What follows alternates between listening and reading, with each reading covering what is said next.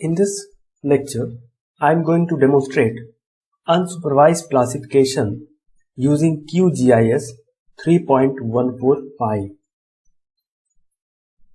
Unsupervised classifiers do not utilize training data as the basis for classification.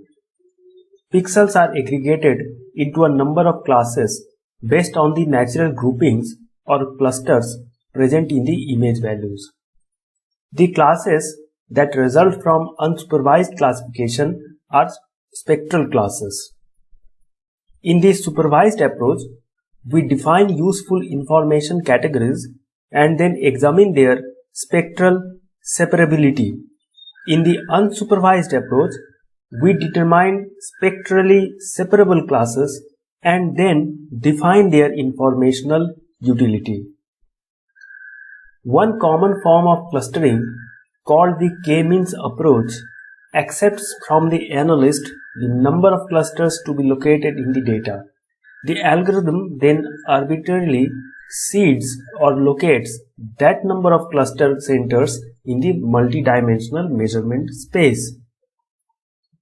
A widely used variant of the k-means method for unsupervised clustering is an algorithm called Iterative Self-Organizing Data Analysis Technique A, or ISOData. This algorithm permits the number of clusters to change from one iteration to the next by merging, splitting, and deleting clusters. Open QGIS, click on Layers, navigate to Add Layers, and add Raster layer. Click on Raster Dataset Ellipsis button and select the area of interest prepared in the last lecture. Click on Open, click on Add and Close. Make it a standard false color composite. Right click on the layer, click on Properties, and in the symbology, make it 3, 2 and 1. Click on Apply and OK. So this is the standard false color composite of the area of interest that I have prepared in my last lecture, and I am going to perform unsupervised classification on this image. So I need the semi-automatic classification plugin for it that I have already installed, and I have demonstrated it in my last lecture. So click on SCP and click on band set. Click on the refresh list, and in the drop down arrow select the area of interest and click on band processing. Click on clustering, and in the method select k-means and number of classes, keep it 10, and maximum number of iterations, keep it 10. Standard deviations are required for ISOData, and minimum class size is required in case of ISOData. So these are not required here. So keep it as default and click on Run. Define the destination folder and name it. So I will name it unsupervised 2 and save it in TIFF format. Click on Save, and it will take some time for processing, so keep patience. Now the task is complete, so minimize this dialog box, and on the unsupervised layer, right click on it and click on Properties.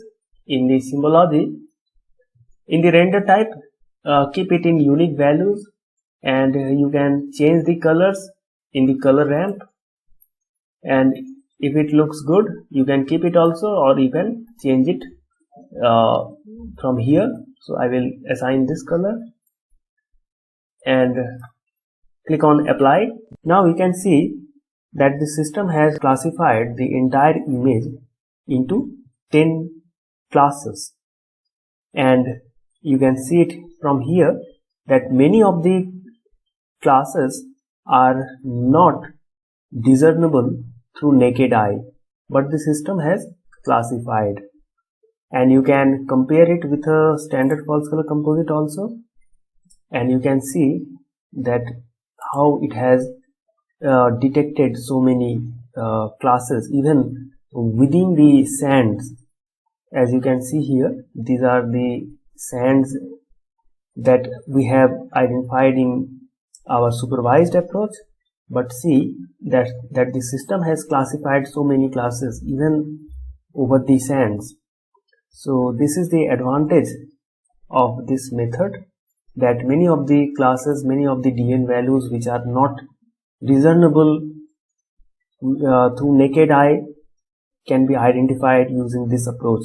So this unsupervised map can be used as an additional source of information for preparation of land use land cover map, and it can be used as an input for further processing also. So this is the advantage of this method, and this is one way in which we can perform this task. There are other ways also.